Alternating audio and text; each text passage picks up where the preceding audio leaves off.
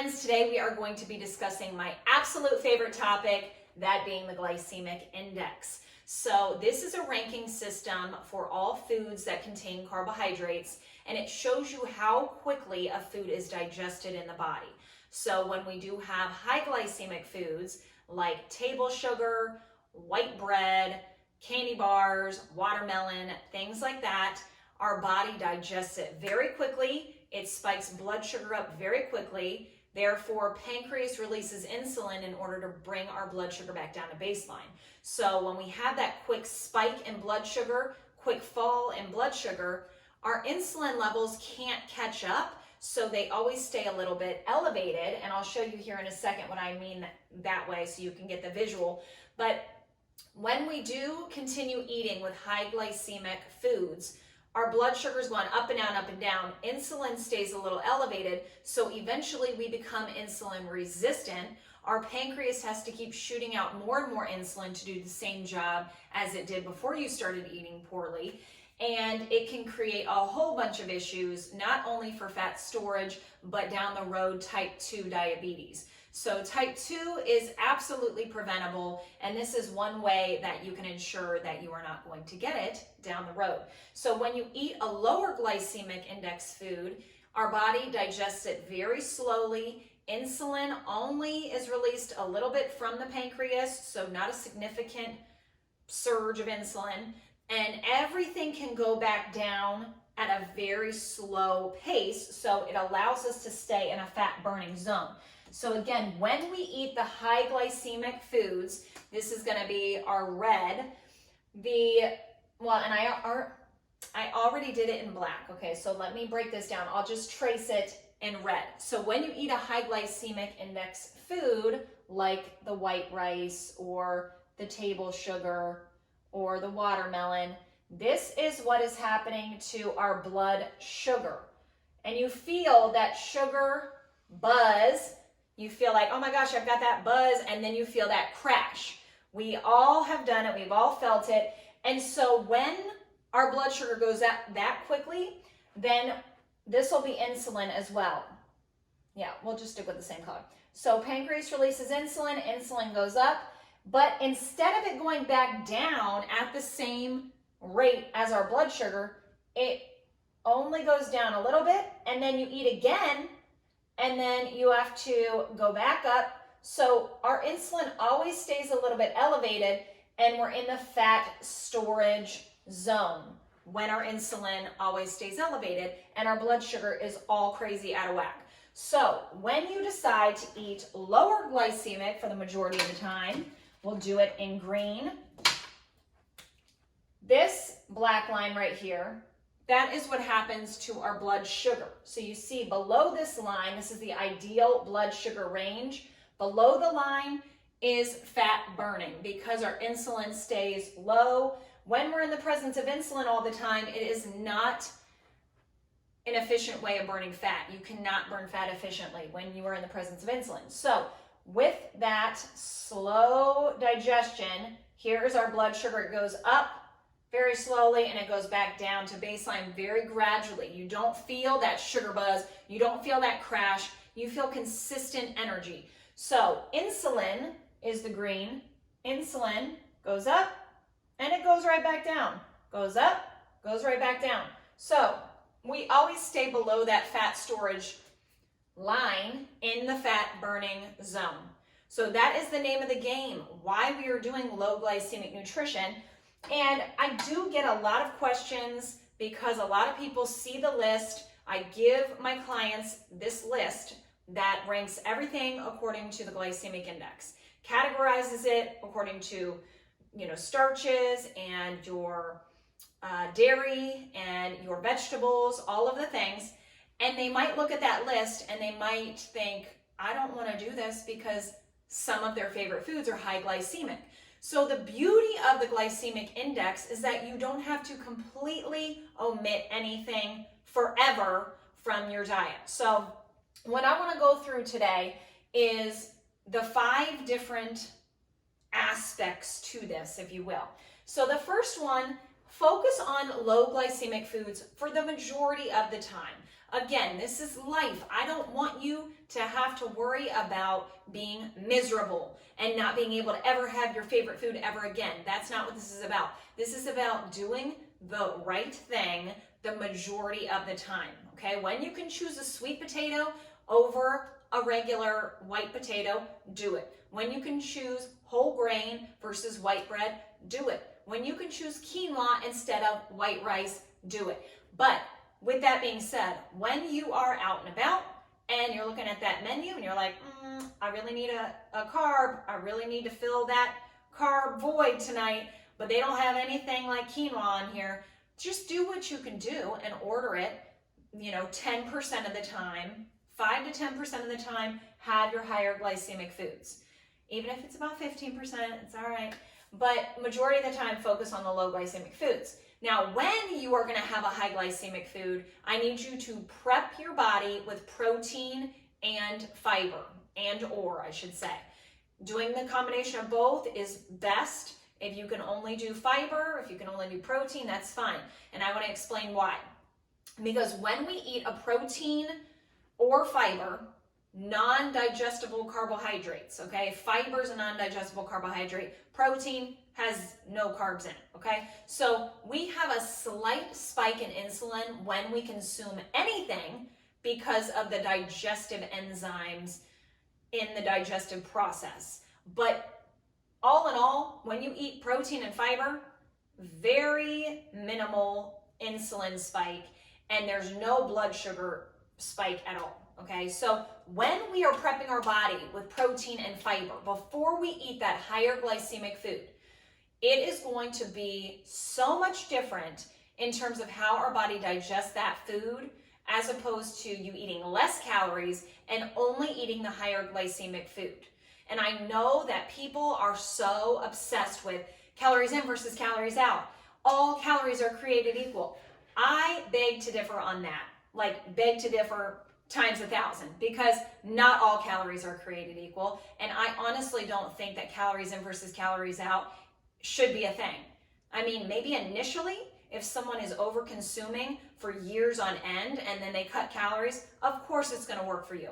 But at the end of the day, if you are consuming nothing but high glycemic calories, you're eventually going to be diabetic and you're going to have all these other issues to deal with. So I stand firm in that, and if anyone has anything to disagree with, feel free to put it in the comments, because I love to hear reasons behind what you believe in. And so if we are consuming that fiber and that protein, so you're gonna go to that restaurant, you love to go to Ocean Club, you love their pretzel bread, you know it's high glycemic because pretzels, very high glycemic, my friends.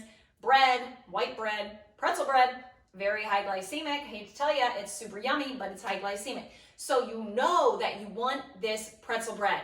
You are going for your birthday, you want to live it up, but you know I'm also going to get that cheesecake at the end of the meal. I'm going to go out and have some drinks with my hubby at the end. So you're thinking higher glycemic, higher glycemic. Oh my goodness, what do I do? So you go to the restaurant and you tell the server, I want to order the Chilean sea bass and vegetables. Bring that out first, hold the pretzel bread, bring the pretzel bread out with my meal, and you start eating. And you can have a glass of wine. I mean, it's your birthday, girl. Live it up. So you start drinking that wine. When you get your food, start eating that protein. You got that sea bass. You've got the green beans. Get the protein in. Then start eating the bread, okay? Honestly, if you could hold off for the wine a little bit later, that would be the best way. But again, it's your birthday, so you got to do a little bit of splurging. So you're going to eat that bread after you already put half of your meal in your body, and your body's going to process it completely different. As opposed to you going in there and you having a glass of wine with a whole basket of pretzel bread, and then you're sitting there for another 10 minutes until you get your meal. And then heck, at that point, you're not even really that hungry, so you only have a couple bites of that, and then you take it to go. And so now you've had this many carbs, empty carbs from both, and then you don't have any significant protein and fiber in your body. And then you make it worse, and then you have that dessert at the end. Okay, but again, Eating the dessert after your meal is going to be so much better than having the dessert by itself. So I know that everyone thinks, well, if I have the dessert in the morning, so, if it's leftover birthday cake and you're like, well, I'm going to have it first thing in the morning because it's going to be so much better that I'll have the rest of the day to burn it off. That is not the case. And especially the first meal that you put in your mouth is going to be the indicator of how your body is going to process the rest of the meals throughout the day. So if the first thing you put in your body is crap, your body is going to be like, what the heck is going on? And it's not going to be beneficial for you at all. So keep that in mind. Calories are not created equal. Prepping your body with protein and fiber is the name of the game when you want to splurge. And if you are a macros person and you're like, okay, I'm a numbers person, I'm trying to figure it out. Even if you're not a macros person and you're like still a little bit confused on glycemic index, rightfully so, it takes a while to learn it. And I don't want anyone to feel like you need to hit numbers exact. But I do understand you wanting to be able to look at a nutrition label and you want to understand, okay, where should my numbers be? How can I determine whether or not it's low glycemic, medium glycemic, high glycemic? Well, if you are looking at a nutrition label, you are going to start by looking at, and I will write this down, we'll write it up over here. Okay, so the first thing you're going to do is you're going to look at total carbs. Then you're going to subtract the fiber. The fiber. Because fiber is a non-digestible carbohydrate. So subtract that. That leaves you with the net impact carbs. So now you're going to subtract the protein.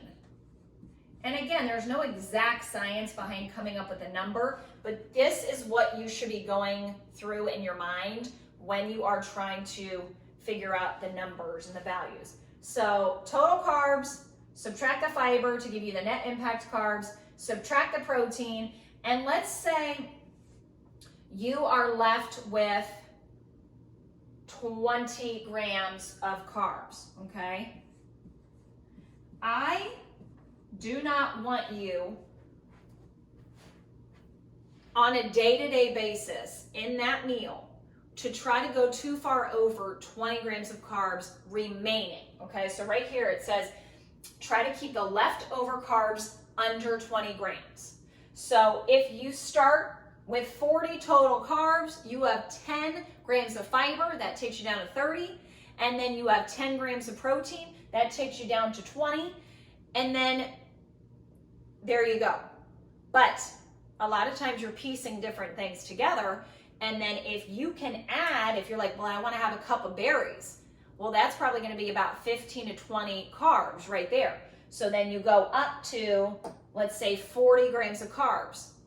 Now how do I balance it out? I'm going to add a chicken breast in there because that's about 20 carbs or 20 grams of protein.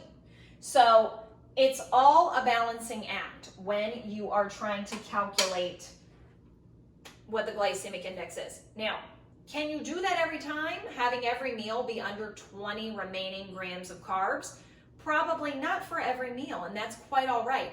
But just know that the majority of the time, when you can sit there and do all the calculating, and eventually in your head, you're going to be able to just like kind of eyeball it. Like, oh, I know that I can piece that together. I can do half a cup of quinoa. I can do 1 cup of berries.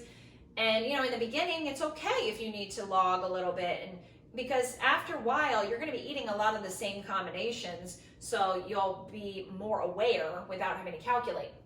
But when you do know I'm going to splurge, your grams of carbs can be 40, 50 over. And that's totally fine. But that's why it's so important every other time that you're not splurging to try to stay within range. And higher carb days on harder training days. So keep that in mind as well. If you know you are going to go out for pizza and there's no way around it, it's going to be high carb, and you know they don't really have chicken there. There's only so much pepperoni you can eat to really balance it out, and that's not really a good source of protein anyhow. So just do the best you can, and really know that if you're going to do that, then do it on a really higher, like for me, when I do lower body workouts or I do HIIT, those are the days that I'm going to go heavier and higher in the carbs. Just because you feel that exhaustion, you know that you really kicked it up a notch with your training. So that would be my best suggestion, is to wait and time it. It's all about timing. Last thing, resistant starch. I did a video about this a couple weeks ago. So a lot of different types of resistant starch, but at the end of the day, this is so good for your gut and overall health. There's many things that it's good for, but one of the things, green bananas, which for clients, you know that that is a lower glycemic carb. When a banana is green, it's low glycemic. When it starts getting brown, it goes up to higher glycemic. So that is a resistant starch, really good for gut health and for fat loss. Now, another thing that resistant starch is really cool, is that when you are eating a carb, so white rice, white potatoes, white pasta, so higher glycemic carbs, you cook that food, if you eat it right away, it's still gonna be higher glycemic. If you let it sit there and cool, and then eat it in a cooled state, or even better, put it in the refrigerator and have it as leftovers the next day without reheating it, it turns into a resistant starch. So your body is not going to digest it nearly as quickly as it would have when it was cooked and it was warm. So that is another hack to remember, is resistant starch. You can take anything that you cook, let it cool, let it sit, and then consume it. Completely different with the glycemic index between the two. So I hope this was helpful. And if you have any specific questions, of course, do ask. And that's it. Happy low glycemic eating, y'all.